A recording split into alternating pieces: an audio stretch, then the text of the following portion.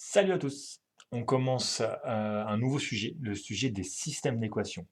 Alors pour ça, je vous propose de prendre votre polycopier, le polycopier à Modruc, vous avez, et de regarder tout de suite à la page 40 et quelques, à la page 45, nous sommes à la définition d'un système d'équations. Alors ici, on voit deux systèmes d'équations. Qu'est-ce que c'est des systèmes d'équations? Eh bien, c'est simplement deux équations ou trois équations ou plus d'équations et plusieurs variables. Et comme dans le cas d'une seule équation, on cherchait à trouver les valeurs de la variable pour laquelle l'équation est résolue, ici on va chercher à trouver les valeurs des variables pour lesquelles les équations sont satisfaites. Alors ici, deux systèmes d'équations, un système de deux équations à deux inconnus, x et y, un deuxième système de trois équations à trois inconnus. On va apprendre à résoudre des systèmes dans ces deux cas. Ce sera la même méthode dans les deux cas. Alors ici, si je passe au bas de la page 45, on vous propose tout simplement de regarder des systèmes d'équations et de dire quels sont les couples ou les triplés de nombres qui sont solutions de ce système. On regarde ici, j'ai copié le premier système, et les trois valeurs qu'on me demande de regarder sont la valeur 1, 0, 3, 2 et moins 4, 7. Alors, je vais regarder ça. Ici, donc simplement, quand on écrit un couple comme ça veut dire que x vaut 1 et y vaut 2. On arrange toujours les valeurs des variables par ordre alphabétique pour les variables. X vient avant y, puis vient z. D'accord? Ou A vient avant B, qui vient avant C. Il y a souvent un ordre implicite. Ici, lequel de ces trois couples est une solution de ce système? Eh bien, il me suffit de regarder. On commence par 1, 0. Qu'est-ce que ça veut dire? Ça veut dire x égale 1, y égale 0. La première équation, qu'est-ce qu'elle devient? Elle devient 1 plus 2 fois 0 égale 7. Est-ce que ça, c'est vrai? Eh bien, non. Donc 1, 0, je peux tout de suite éliminer cette valeur. Cette solution, ça n'est pas une solution du système. Ok, regardons 3 et 2. Alors, x égale 3, y égale 2. Qu'est-ce que ça me donne? Si je prends x plus 2y, j'ai 3 plus 2 fois 2 égale 7. La première équation est vérifiée. Je dois vérifier la deuxième équation. 2x moins y, c'est-à-dire 2 fois 3 moins y qui vaut 2. 2 fois 3 moins 2, ça fait 6 moins 2, ça fait 4. Ok, la deuxième équation est elle aussi vérifiée. C'est donc une solution du système d'équations. Donc 3, 2 est une solution. Ok, vérifions, est-ce que moins 4, 7 est une solution? Alors, moins 4, x égale moins 4, 7, y égale 7.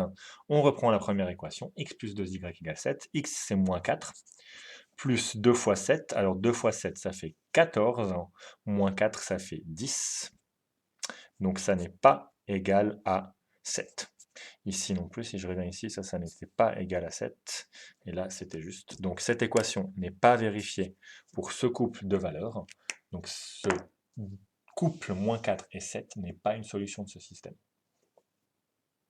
On passe au deuxième exemple, le système de trois équations à trois inconnus. Ici, on nous propose à nouveau trois triplés, trois solutions possibles au système. Trouvons la bonne. Donc, on nous propose 0, 0, 0. Je regarde la première équation. 0 plus 0 plus 0, ça ne fait pas 60. Donc, ceci n'est pas une solution du système. Deuxième solution possible, 10, 20 et 30.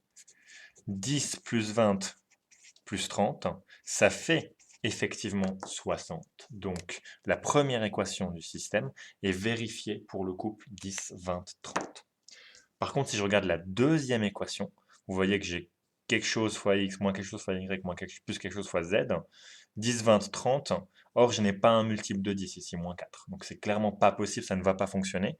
Si je fais le calcul, x égale 10, y égale 20, donc moins 3 fois 20, plus 2 fois 30. Ben ça fait 60, 60, ça fait 10, n'est pas égal à moins 4. Donc la deuxième équation n'est pas satisfaite. Donc ça n'est pas une solution du système, même si ça satisfait la première équation, ça n'est pas une solution du système car ça ne satisfait pas la deuxième équation. Troisième couple de valeurs possibles, troisième triplet de valeurs qu'on propose, x égale 24, y égale 20, z égale 16. Alors vérifions. X plus y plus z, c'est 24 plus 20 plus 16. 24 et 16, ça fait 40, plus 20, ça fait 60. La première équation est satisfaite et vérifiée. La deuxième équation, c'est x égale 24, moins 3y, donc 3 fois 20, ça fait 60, moins 60 plus 2 fois 16, donc plus 32. 32 et 24, ça fait 52, auquel on enlève, ça fait 56, auquel on enlève 60, on trouve moins 4. Donc, effectivement, ceci est une solution de ce système. Ensuite, on regarde la troisième équation, 2x, 24 fois 2, ça fait 48, plus 5y, 5 fois 20, ça fait 100. Moins 5 fois 16, 5 fois 16, ça fait 80. Donc, moins 80 égale 100 moins 80, c'est 20, plus 48, ça fait 68. C'est effectivement ce qu'on m'a demandé. Donc, ce triplet 24, 20, 16 est une solution du système.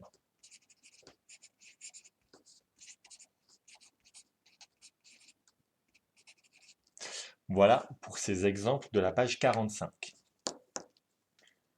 On passe à la page 46 où on va avoir une première méthode de résolution des systèmes d'équations, c'est la méthode par voie graphique. Alors, a priori, ce n'est pas une vraie méthode de résolution, c'est une méthode de compréhension de ce que signifie un système, et si on voit bien ce qui se passe, alors on trouve la solution. Mais ce n'est pas en soi une façon propre de trouver la solution, parce qu'un dessin, ça a toujours des imprécisions, mais c'est très intéressant de regarder ce que cette méthode nous dit. Donc, exemple de cette page, résoudre le système x plus 2y égale 7, et 2x moins y égale 4. J'en profite ici pour vous parler de la façon de noter les systèmes. Vous avez vu que je mets les x sur une colonne, les y sur une colonne, les signes ici, plus et moins sur une colonne, les égales sur une colonne, et les termes constants à droite sur la même colonne. Je vous invite à vraiment noter toujours les systèmes comme ça. Vous alignez tous les x sur une colonne, tous les y sur une colonne, tous les z quand il y aura 3 inconnus sur une même colonne, parce que ça va être très pratique après pour la méthode des combinaisons linéaires et ça vous permet de ne pas vous perdre et de ne pas faire d'erreur. Donc alignez-les bien, même si dans le polycopier, ça n'est pas toujours le cas. Des fois, c'est mal aligné dans le polycopier. Très bien. Alors, cette méthode, qu'est-ce qu'elle nous propose de faire? Elle nous propose de voir chacune des équations. Je vais donner les petits numéros à ces équations, l'équation 1 et l'équation 2. Je vais regarder d'abord l'équation 2, qui est un tout petit peu plus simple que l'autre pour ce que je veux faire. Qu'est-ce qu'elle me dit cette équation? Elle me dit 2x moins y égale 4. Si je la transforme, si je passe le 2x de l'autre côté, je vais obtenir moins y égale moins 2x plus 4. Si je change le signe de cette équation, je trouve y égale 2x moins 4. Et ça, qu'est-ce que c'est? Ça, c'est une droite. C'est l'équation d'une droite. Ça nous ramène au sujet qu'on vient de faire, les fonctions affines et les équations de droite. Très bien, cette droite, je peux la représenter dans un axe. L'ordonnée à l'origine, c'est 4. Donc ici, si je mets un petit moins 4 ici, ma droite doit passer par ce point. Et elle a une pente de 2, donc à chaque fois que j'avance de 1, je dois monter de 2. Je pars de moins 4. Si je monte de 4, je dois avancer de 2. Je me retrouve au point 2, 0, qui est ici. Là, il y a un petit 2. Très bien, je vais dessiner cette droite.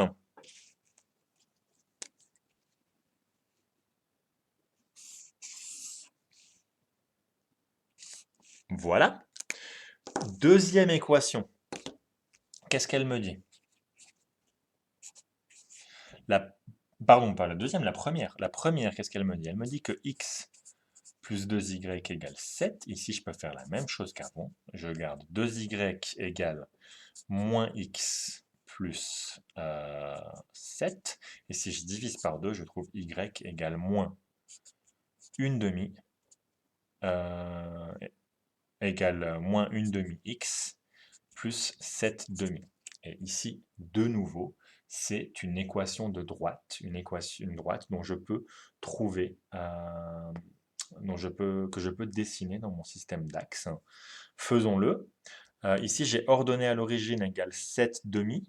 Ça va de toute façon pas être pratique, donc je suis obligé de le faire comme ceci.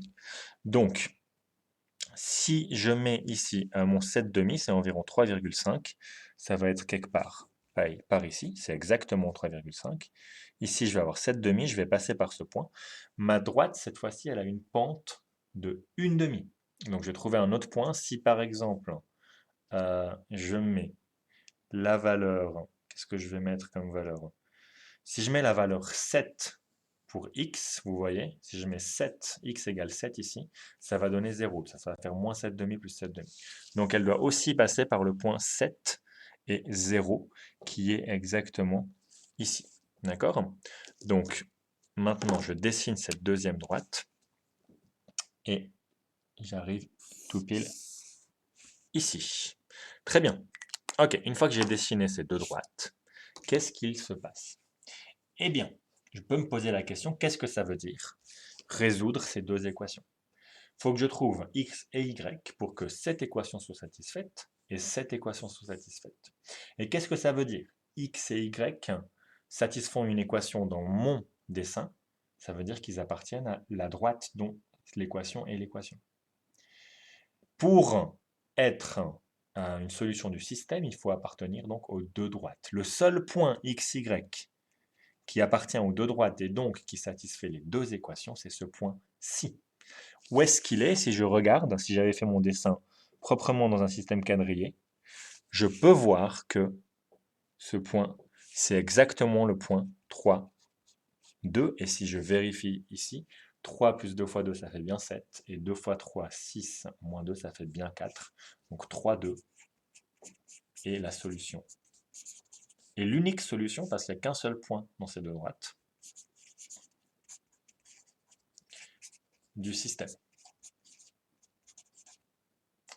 Je vous propose aussi de vérifier la résolution que je viens de faire avec un outil mathématique.